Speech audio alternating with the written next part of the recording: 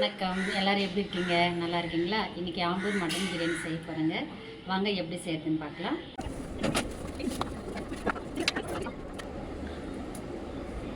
அடுப்பை பற்ற வச்சாச்சுங்க. பாத்திரமும் நல்லா காஞ்சிடுச்சு. நான் 1 கிலோ மட்டன் பிரியாணி செய்ய போகிறேன். 150 எண்ணெய் ஊற்றிக்கலாம். ஃபஸ்ட்டில்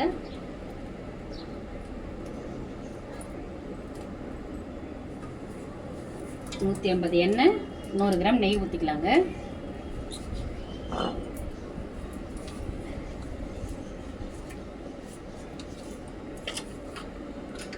நூறு கிராம் நெய் ஊற்றிக்கலாம்.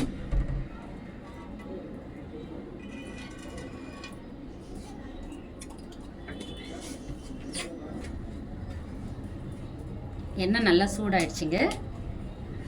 400 கிராம் வெங்காயம், ஒரு 6-7 பச்சை மிளகாய் வச்சுருக்கேன், அது போட்டுக்கலாம். கூடவே பட்டம், லவங்கம், ஏலக்காய், நட்சத்திர சோம்பு, மராட்டி மூக்கு எல்லாம் வச்சுருக்கேன், அதையும் சேர்த்துக்கலாம். ரொம்ப வெயில் அதிகமாக இருக்குங்க. வெளியில் சமைக்கிறதுக்கே முடியல, ரொம்ப கஷ்டமாக இருக்குது.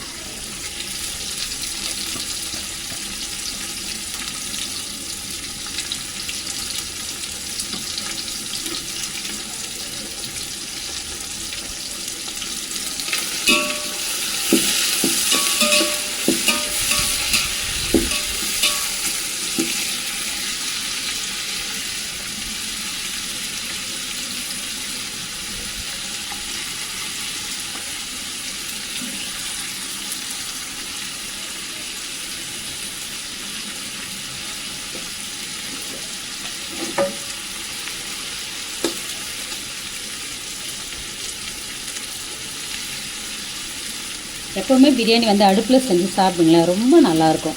குக்கர்லேருந்து எனக்கு அந்த அளவுக்கு பிடிக்காது. நான் பெரும்பாலும் செய்யவே மாட்டேன் குக்கரில். நான் அடுப்பில் தான் செய்வேன். ஊரில் இருந்தாலும் சரிங்க. இப்போ நான் சென்னையிலேருந்து தான் சமைக்கிறேன். அப்போ கூட கொஞ்சம் இடம் இருந்தாலே போதும் எனக்கு. நான் அடுப்புலேயே சமைச்சிடுவேன்.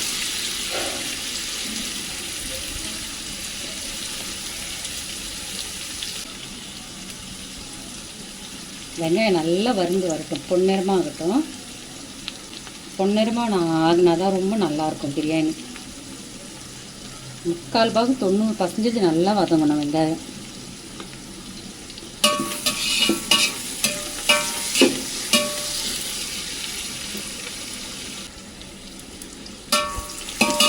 ரொம்ப அனலாக இருக்குங்க. வெயில் ஒரு பக்கம் அனலாக இருக்குன்னு பார்த்தா சமைக்கிறதும் சரியான அனல், நிற்கவே முடியல. 10 கிராம் காஞ்ச மிளகாயை தண்ணியில் போட்டு அரைச்சி ஊற வச்சுருக்கேன். தண்ணியில் ஊற வச்சு பாருங்கள் அரைச்சிருக்கேன். எந்த அளவுக்கு கலராக இருக்குது பாருங்கள். ஆம்பூர் பிரியாணிக்கு இப்படி தாங்க அரைச்சி போடுறாங்க. இதுக்கு முன்னாடி நான் அது மாதிரி செஞ்சதில் அரைச்சி போட்டு இப்போ செஞ்சு பார்க்குறேன், எப்படி இருக்குன்னு பார்க்கலாம். கலரும் நமக்கு போட தேவையில்லைங்க. பாருங்கள் எந்த அளவுக்கு கலராக இருக்குது. இப்போ நம்ம அரைச்சி வச்சுட்டு சேர்த்துக்கலாம்.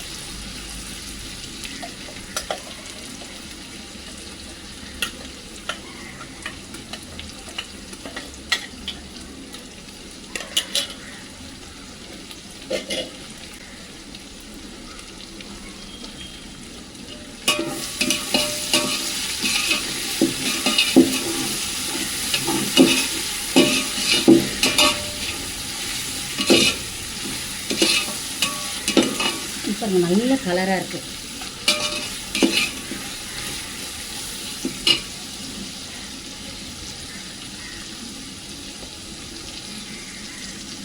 ஒரு கிலோ மட்டனுக்கு 4 கிராம் தக்காளி எடுத்து அரைச்சி வச்சுருக்கேங்க. ஒரு அரை பாகம் அரைச்சினா போதும்.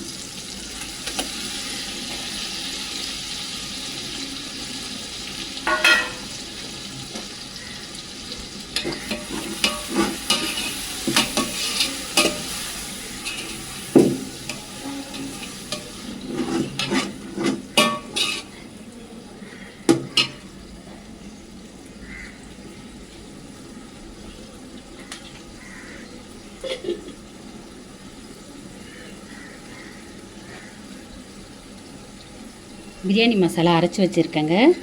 அது 1 ஸ்பூன் அளவுக்கு போட்டுக்கலாம். 1 கிலோ மட்டனுக்கு 1 ஸ்பூன் அளவுக்கு போட்டுக்கலாம். இங்கே பாருங்கள்.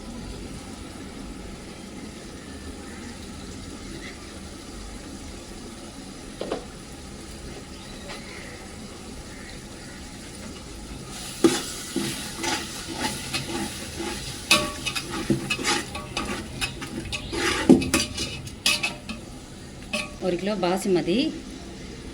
அரிசி வந்து ஊற வச்சுட்டு கழுவக்கூடாதுங்க. ஊற வைக்கிறதுக்கு முன்னாடி நல்லா கழுவிட்டு ஊற வச்சுக்கலாம். அப்போ தான் அரிசி வந்து உடையாமல் இருக்கும்.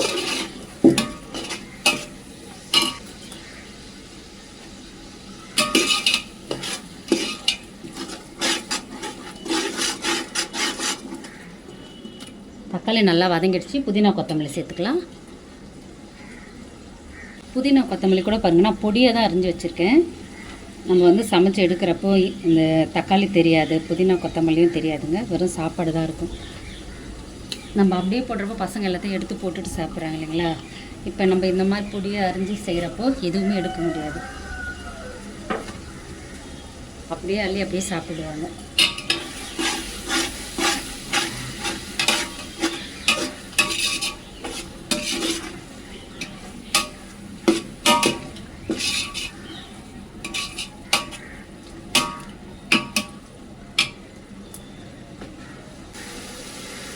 புதினா நல்லா வதங்கி வந்துடுச்சு. இப்போ வந்து ஒரு 200 கிராம் தயிர் சேர்த்துக்கலாம்.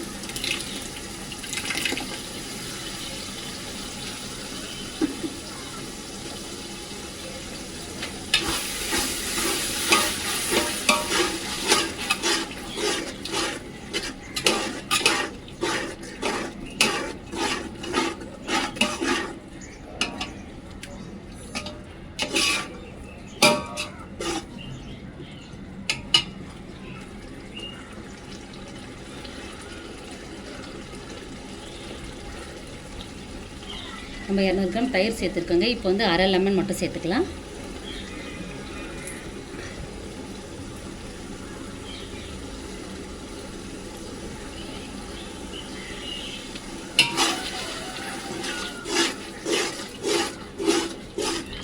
எல்லாம் வெந்து நல்லா எண்ணெய் பிரிஞ்சு வருது பாருங்கள். இந்த நேரத்தில் வந்து நம்ம வேக வச்சுருக்க மட்டனை சேர்த்துக்கலாம்.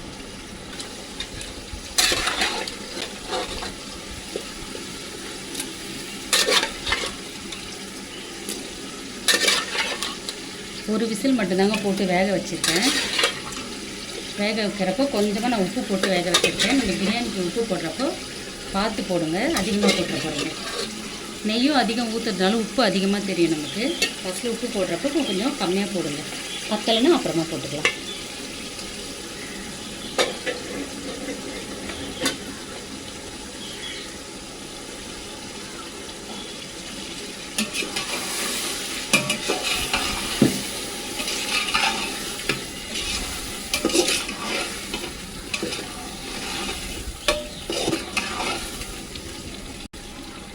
ஆம்பூர் பிரியாணி சீரக சம்பா அரிசியில் செஞ்சால் நல்லா இருக்குங்க. வீட்டில் அந்த அரிசி இல்லை, இப்போது பாசுமதி தான் இருந்தது. சரி அதில் போட்டு செஞ்சுக்கலாம்னு சொல்லிட்டு விட்டுட்டேன். ஆனால் அதில் செஞ்சால் நல்லதாக இருக்கும். ஆனால் சீரக சம்பாவில் செய்கிறப்போ இன்னும் டேஸ்ட்டாக இருக்கும்.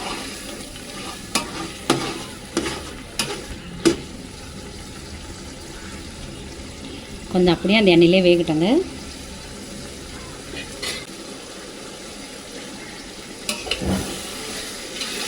அனல் மெதுவாக வைங்க, அடி பிடிச்சிட போது. அனல் அதிகமாக இருந்துச்சுன்னா அடி பிடிச்சிடும். கொஞ்சம் வதங்குற அளவுக்கு கொஞ்சம் கம்மியாக வைங்க. இப்போ தேவையான அளவுக்கு உப்பு போட்டுக்கலாம். கொஞ்சமாக போட்டுங்க, பத்தலைன்னா அப்புறமா போட்டுக்கலாம். அனல் ரொம்ப அதிகமாக இருக்குது, எடுத்துடலாம்.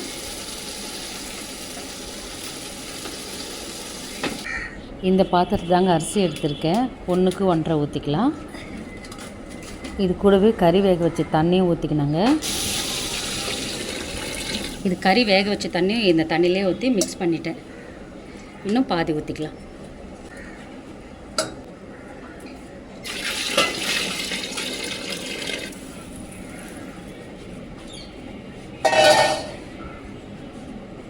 அவ்வளோதாங்க, 1க்கு 1.5 ஊற்றிட்டோம்.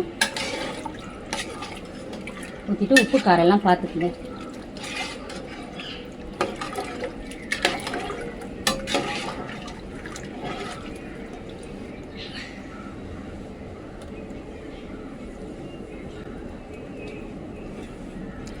உப்பெல்லாம் சரியாக இருக்குது.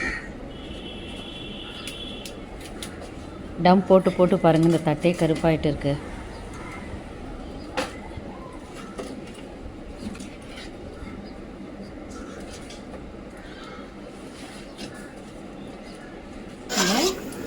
அரிசி போட்டுக்கலாம்.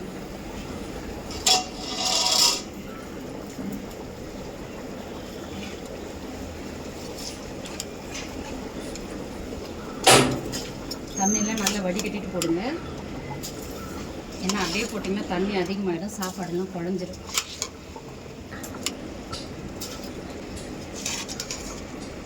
கிளறி விட்டுட்டு உப்புலாம் கரெக்டாக இருக்கான்னு பார்த்துக்கலாம் ஒரு தடவை.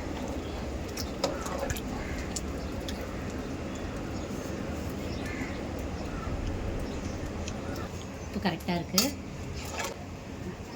மூடி போட்டு ஒரு 5 நிமிஷம் வேகமாக வைங்க.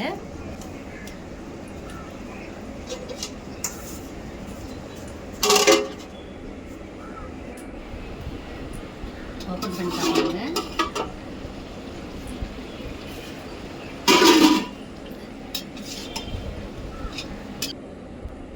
சாப்பாடு இப்போ கரெக்டாக இருக்குது பாருங்கள். இப்போ டம் போட்டால் கரெக்டாக இருக்கும்.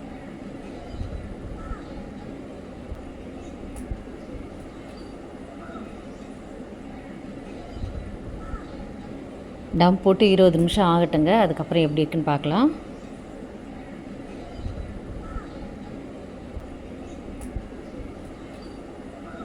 டம் போட்டு 20 நிமிஷம் ஆகிடுச்சிங்க. வாங்க எப்படி இருக்குன்னு பார்க்கலாம்.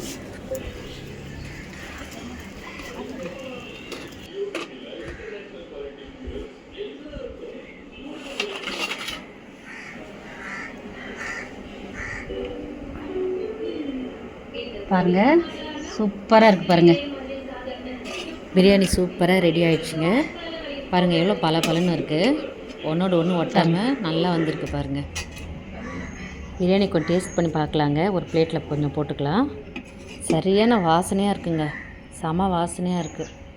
பிரியாணி அடுப்பில் செஞ்சதுனால இன்னும் நல்லா வாசனையாக இருக்குங்க. அந்த புகை வாசனையோடு சேர்த்து செமையாக இருக்குது. நல்ல வாசனையாக இருக்குங்க. பாருங்கள் எவ்வளோ பலன்னு வந்திருக்கு. எவ்வளோ சூப்பராக இருக்குது பாருங்கள். சாப்பிட்டு பார்க்கலாமா எப்படி இருக்குன்னு சொல்லிட்டு. ரொம்ப சூடாக இருக்குது.